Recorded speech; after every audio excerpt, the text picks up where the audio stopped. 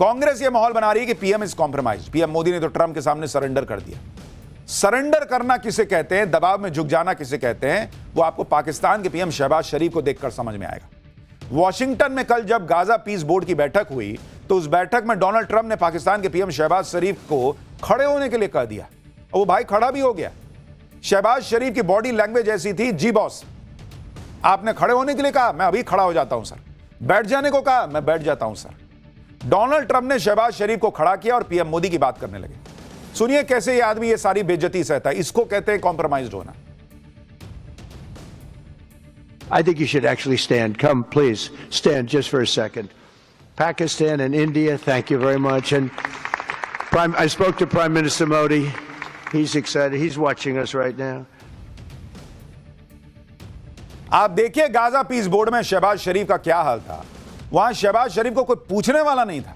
शहबाज शरीफ अलग थलग नजर आ रहे थे। इसके बावजूद शहबाज शरीफ ने डोनाल्ड ट्रंप की चापलूसी में कोई कमी नहीं रखी। सुनिए शहबाज शरीफ डोनाल्ड ट्रंप के लिए क्या क्या कह रहा था। भाई इसको कहते हैं कॉम्प्रोमाइज्ड होना। ट्रंप ने कहा उठो तो उठो, बैठो तो बैठो। कोने में खड़ा कर दिया फोटो के समय। कह रहा आप ही तो दुनिया के साउथ एशिया के रक्षक हैं। और नरेंद्र मोदी ने क्या किया, अमेरिका से डील अपनी शर्तों पे की। जब सही शर्तें तय हो गई तब जाकर डील की। टैरिफ का लोड नहीं लिया, दुनिया भर में डील पे डील की। अमेरिका को बता दिया वर्ल्ड ऑर्डर चेंज हो रहा है। और अमेरिका का दबाव होता तो 144 रफेल ना खरीदे जा रहे होते। ये एक बेसिक सा उदाहरण दे रहा हूं। अब एआई समिट में जाकर कपड़े उतार के प्रदर्शन करना है, चांद पे जाके करना, करते रहो। यही सब करोगे तो सीटें बढ़ने की जगह घट जाएंगी। भलाई में बता रहा हूं कि थोड़ा तो इतनी पॉलिटिकल सेंस तो लगानी चाहिए कि ये सब जो है ना नुकसान करेगा। उधर लोग भी, दूसरे लोग भी कांग्रेस को इस हरकत पर जमकर उसकी धुलाई कर रहे हैं। जैसे कुमार विश्वास, उन्होंने लिखा कि एक अंतर्राष्ट्रीय मंच पर जहां विश्व भर के सबसे महनीय मेहमानों के सामने देश अपनी तकनीकी शक्ति को सिद्ध करने पर जुटा पड़ा है, वहां देश के प्रधानमंत्री के खिलाफ यह नंगा प्रदर्शन वस्तुतः विपक्ष के मुद्दाहीन नंगपन का प्रदर्शन। दुखद है कि कांग्रेस जैसी पुरानी व वैचारिक रूप से पकी हुई पार्टी में मुद्दों का इतना भीषण अकाल आ पड़ा है। आपसे ना हो पाएगा भाई। सिर्फ दूसरे लोग ही नहीं भाई, खुद इंडी वाले भी कांग्रेस की धुलाई कर रहे हैं। सुनिए इनके खुद के इंडी गठबंधन वाले क्या कह रहे हैं इस प्रदर्शन को लेकर। मैं समझता हूं कि एक समिट में इस तरह से प्रोटेस्ट की, मैं समझता हूं that was not a good choice. ये एक बेहतर विकल्प। ये प्रदर्शन करने के लिए कोई और जगह चुन लेते। मेहमानों के सामने ऐसा प्रदर्शन नहीं करना चाहिए था। आप सोचिए कि कांग्रेस ने कितना बड़ा कांड किया है कि उनके खुद के साथी उनको डिफेंड नहीं कर पा रहे, लेकिन कांग्रेस के लोग कर रहे हैं। अभी आपको दिखाऊंगा कि इतने के बावजूद कांग्रेस इसको डिफेंड कर रही है। लेकिन पहले आप देखिए कि इनकी धुलाई कैसे हर तरफ चल रही है। मीम पे मीम बन रहे हैं। ये लोग नरेंद्र मोदी को घेरने गए थे लेकिन लेने के देने पड़ गए। किस तरह से इनकी खिल्ली उड़ रही है। एक मीम चल रहा है जिसमें पीएम मोदी का एआई विजन दिखाया गया, आर्टिफिशियल इंटेलिजेंस, राहुल गांधी का AI vision anti India. AI मतलब एंटी इंडिया लोगों ने नाम दे दिया है। मोदी का AI artificial intelligence, Rahul Gandhi का एआई मतलब एंटी इंडिया। एक और मीम देखिए, गलगोटिया यूनिवर्सिटी दूसरे यूथ कांग्रेस को सलाम कर रही है कि हमसे भी बड़ा कांड कर दिया भाई लोगों ने। एक और मीम देखिए जिसमें एक लड़का फोन पर बात कर रहा है और लिखा है कि गलगोटिया यूनिवर्सिटी ने कल रात यूथ कांग्रेस से बात की और पूछा कि 5,000 कमाना है क्या। गलगोटिया वाले खुश होंगे, लोग कह रहे हैं कि भाई इतना बड़ा इन्होंने कांड कर दिया कि सारा फोकस उधर से शिफ्ट होकर अब कांग्रेस को लोग गाली दे रहे हैं। और ये तो कुछ भी नहीं है, इन पर जो कानूनी एक्शन होने वाला है वो भी आप देखिए। दिल्ली पुलिस के सूत्रों के मुताबिक जो भाग गए उनकी धरपकड़ के लिए रेड चल रही है। दिल्ली पुलिस किसी को भी छोड़ने वाली नहीं है। दिल्ली पुलिस पूछताछ कर रही है। उसमें कुछ नाम सामने आए हैं। जो गिरफ्तार हुए हैं उन पर गैर जमानती धाराएं लगाई गई। इसमें सरकारी काम में बाधा डालना, सरकारी कर्मचारियों के साथ मारपीट करना, आपराधिक साजिश रचने जैसी धाराएं जोड़ दी गई। नॉन बेलेबल धाराएं लगा दी गई हैं। लेकिन आप यह भी देखिए कि इतना सब कुछ हो गया, हर कोई इस तरह की हरकत को गलत बता रहा है सिवाय कांग्रेस को छोड़कर। कांग्रेस भाई इसको भी डिफेंड कर ले रही है। कांग्रेस के नेता यूथ कांग्रेस के प्रदर्शन को देश के युवाओं का गुस्सा बता रहे हैं। अरे देश के युवाओं का गुस्सा है तो एआई समिट में घुस के करोगे क्या? जंतर मंतर का रास्ता नहीं पता था, या वहां ऑटो नहीं जाता था, या वहां कपड़े उतारने में बाहर ठंड लग रही थी। अब तो ठंड भी उतनी नहीं रह गई। आप सोचिए बॉस कांग्रेस का लेवल क्या है। एक तो शर्मनाक कांड कर रहे हैं और उससे डबल शर्मनाक कि उसको डिफेंड कर रहे हैं। आप सुनिए पवन खेड़ा कह रहे हैं कि एआई समिट नहीं तो क्या बेसमेंट में प्रोटेस्ट करेंगे। सुनिए सुप्रिया श्रीनेत पूछ रही है कि जब पीएम मोदी ट्रंप चीन के सामने सरेंडर करते हैं तो देश की छवि खराब नहीं होती है। बहुत अनबिलीवेबल है कि इसको भी ये लोग डिफेंड कर रहे हैं। सुनिए जरा इन लोगों को। प्रोटेस्ट कहां करना चाहिए जनाब? किसी की बेसमेंट में जाकर प्रोटेस्ट करें। प्रोटेस्ट वहीं होता है जहां लोगों को दिखता है। प्रोटेस्ट वहीं होता है जहां मीडिया के कैमरा होते हैं। प्रोटेस्ट और कहां होगा? हम कहां बोलें? चलिए आप बता दीजिए साहब, एक जगह बता दीजिए कि वहां जाकर बोलिए हम कोई नहीं आएंगे, किसी को डिस्टर्ब मत करिए। प्रोटेस्ट डिस्टर्ब करने के लिए होता है।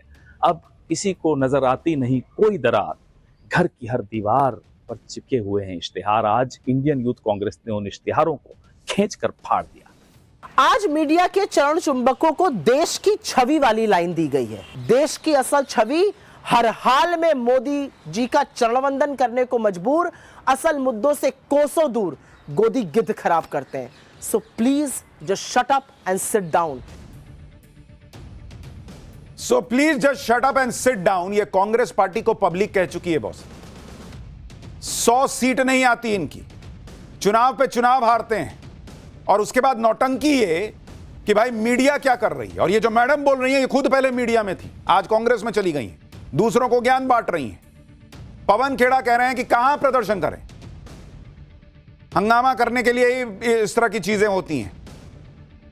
क्यों जंतर मंतर नहीं दिखता? अन्ना हजारे ने इतना बड़ा प्रदर्शन किया था, किसी समिट में घुस के किया था क्या? रामलीला मैदान में किया था, वो जगह नहीं दिखती? या रामलीला मैदान भरने के लिए पब्लिक नहीं आएगी आपके पास? आप सोचिए बॉस, इतना सब कुछ हो गया, उसके बाद बेशर्मी से इसको डिफेंड कर रहे हैं। मोदी कॉम्प्रोमाइज नहीं है, इनकी सोच कॉम्प्रोमाइज्ड है, इनका विजन कॉम्प्रोमाइज्ड है, इनकी पॉलिटिकल समझ कॉम्प्रोमाइज्ड है। और राहुल गांधी ऐसे ही लोगों से घिरे हुए हैं। यही लोग कहे होंगे कि सर रहने दीजिए, बहुत बढ़िया किया, मजा आ गया, एकदम पब्लिक खुश है। पब्लिक खुश है, गाली दे रही है पब्लिक। कांग्रेस के युवा संगठन के प्रदर्शन को डिफेंड करने के लिए कांग्रेस के नेता साल 2010 की कहानी ले आए। मनीष तिवारी क्या कह रहे हैं कि 2010 में जब कॉमनवेल्थ गेम्स के दौरान पूरी दुनिया की नजर भारत पर थी, विश्व के खिलाड़ी और अंतर्राष्ट्रीय मीडिया भारत में मौजूद थे, तब भाजपा ने देश भर में आंदोलन किए थे। तब देश की प्रतिष्ठा खतरे में नहीं थी, लोकतंत्र में विरोध अधिकार है। कांग्रेस नेता कह रहे हैं कि कॉमनवेल्थ गेम्स के समय बीजेपी अध्यक्ष नितिन गडकरी और उनके नेता देश भर में विरोध प्रदर्शन कर रहे थे। क्या तब देश की इमेज की चिंता नहीं थी? बॉस मनीष जी, कोई नहीं कह रहा कि आप प्रदर्शन मत कीजिए, जरूर कीजिए, लेकिन क्या बीजेपी जो 2010 में प्रोटेस्ट कर रही थी वो हॉकी मैच के अंदर मैदान में घुस कर रही थी क्या?